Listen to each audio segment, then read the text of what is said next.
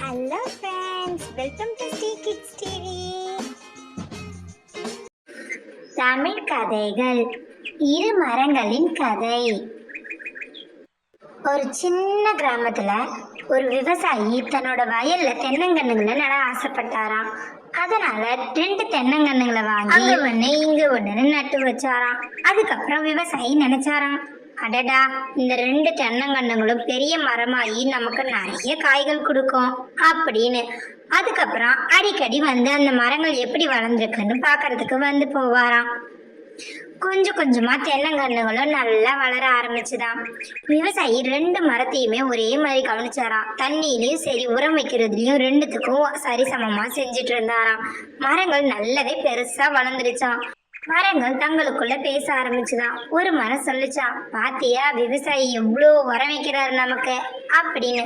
அதை கேட்டு இன்னொரு மரமும், அட ஆமாப்பா, அவருக்கு தேங்காய் வேணும், அதுக்காக நம்ம கவனிச்சுக்கிறாரு, மற்றபடி நம்ம மேலாம் ஒரு பாசம் இல்லை அப்படின்னு சொல்லிச்சான்.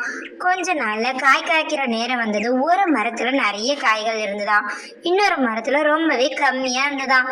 அப்போ காய்கள் நிறைய இருக்க மரம் காய் இல்லாத மரத்தை பார்த்து பேச ஆரம்பிச்சுதான். பாத்தியா, என் மரத்துல எவ்வளோ காய் இருக்கு, ஆனா உன் மரத்துல காயே இல்லை அப்படின்னு சொல்லிச்சான்.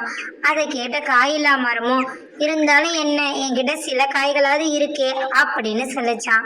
அதை கேட்ட நக்கல்ல சிரிச்சா அந்த மரம், இனிமேல் உனக்கு நிறைய உரம் கிடைக்காது, எனக்கு தான் கிடைக்கும் அப்படின்னு சொல்லிச்சான். ஆனா காய் இல்லாத மரமும், இல்ல முதலாளி நம்மளுக்கு ஒரே மாதிரிதான் கவனிப்பாரு, நீ வேணா பாரு அப்படின்னு சொல்லிச்சான். கொஞ்ச நேரத்துக்கு அப்புறம் விவசாயி அங்க வந்தாராம். ஒரு மரத்துல நிறைய காய் இருக்கிறது பார்த்தாராம், இன்னொரு மரத்துல காய் இல்லாததையும் பார்த்தாராம். உடனே இப்படி சொன்னாராம், என்ன இது, 2 மரத்துக்கும் ஒரே அளவு தானே தண்ணி வச்சோம், உரமும் வச்சோம், அப்படி இருந்து ஒரு மரத்துல நல்லா காய்ச்சிருக்கு, ஒரு மரத்துல காயே இல்லையே. சரி அப்படின்னு சொல்லிட்டு அங்கிருந்து போனவர் ஒரு ஆளை கூட்டிட்டு வந்து காய் இருந்த தென்னை மரத்துல இருக்க காய்களை இறக்குனாராம். இன்னொரு மரத்தை அடியோட வெட்டிட்டாராம்.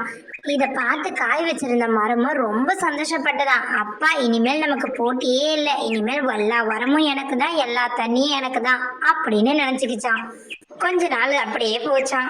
அதுக்கப்புறம் விவசாயி மறுபடியும் ஒரு தென்னங்கன்றை எடுத்துட்டு வந்தாராம். அவரு அந்த மரத்தை வெட்டி எடுத்த இடத்துல மறுபடியும் அந்த தென்னங்கண்ணை நட்டாராம். அந்த தென்னங்கன்னும் அழகா வளர ஆரம்பிச்சுதான்.